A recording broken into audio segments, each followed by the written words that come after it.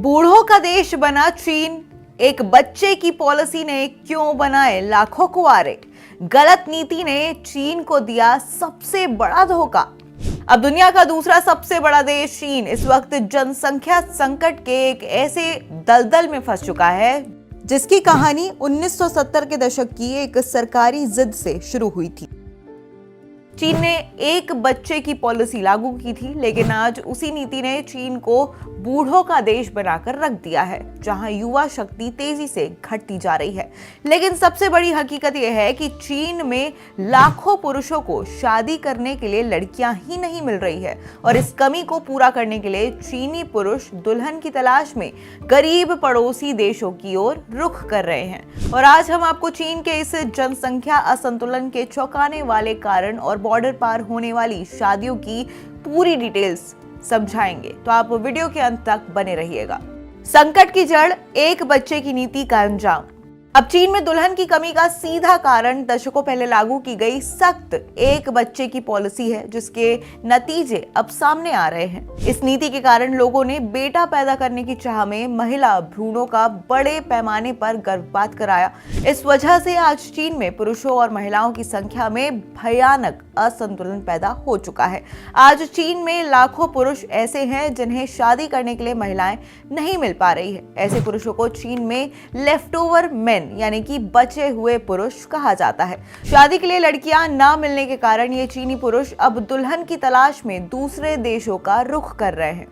पाकिस्तान बांग्लादेश क्यों बने दुल्हन का बाजार।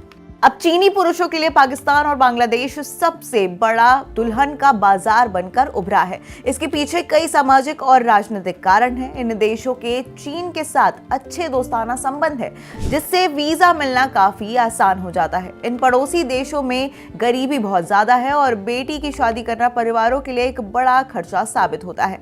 अब बेहतर जिंदगी, पैसे और आर्थिक सुरक्षा के लालच में यहाँ की गरीब महिलाएं अक्सर चीनी पुरुषों से शादी के लिए जल्दी तैयार हो जाती है। इसी के साथ चीनी नागरिकों को पाकिस्तान में आसानी से वीजा मिल जाता है, जिससे उनके लिए यहाँ लड़कियां ढूंढना और शादी करना काफी ज्यादा आसान हो जाता है। वैश्यवृत्ति और तस्करी का अंतर्राष्ट्रीय गिरोह। अब इस बॉर्डर पार शादी के ट्रेंड ने एक खतरनाक अंतर्राष्ट्रीय गिरोह को भी जन्म दिया, जो शादी के नाम पर महिलाओं की तस्करी कर रहा है।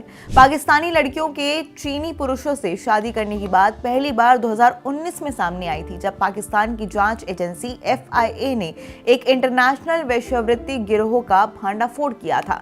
ये गिरोह शादी की बात कहकर पाकिस्तानी महिलाओं को चीन भेजता था, लेकिन वहां इन महिलाओं को वैश्यवृत्ति या फिर मानव अंगों के व्यापार जैसे बड़े खतरों का सामना करना पड़ता था। अब पाकिस्तान में खासतौर से ईसाई परिवारों को धोखा दिया जाता है। चीनी पुरुषों को अमीर और धर्म बदलने वाला बताकर परिवारों को फंसाया जाता है। दुल्हन की तस्करी के ऐसे मामले लाओस, वियतनाम, म्यांमार और कंबोडिया में भी हुए हैं, लेकिन इसे पाकिस्तान और बांग्लादेश में सबसे बड़े पैमाने पर देखा गया है।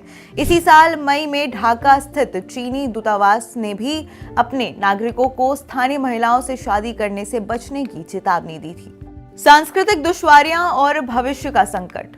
अब बॉर्डर पार इन शादियों ने सांस्कृतिक और सामाजिक स्तर पर भी कई नई मुश्किलें खड़ी की है। अब अलग अलग संस्कृति और भाषा के कारण इन महिलाओं को शादी के बाद चीन में कई तरह की दुश्वारियों का सामना करना पड़ता है। चीन में अब युवाओं की संख्या कम हो रही है और ये बुढ़ापे की ओर तेजी से बढ़ रहा है। चीन का ये जनसंख्या असंतुलन आने वाले समय में उनकी आर्थिक तरक्की में सबसे बड़ी बाधा बन सकता है। तो ये थी चीन की एक अदूरदर्शी फैसले का नतीजा, जिसके कारण आज वहां के लाखों पुरुषों को दुल्हन की तलाश में पड़ोसी देशों की ओर देखना पड़ रहा है।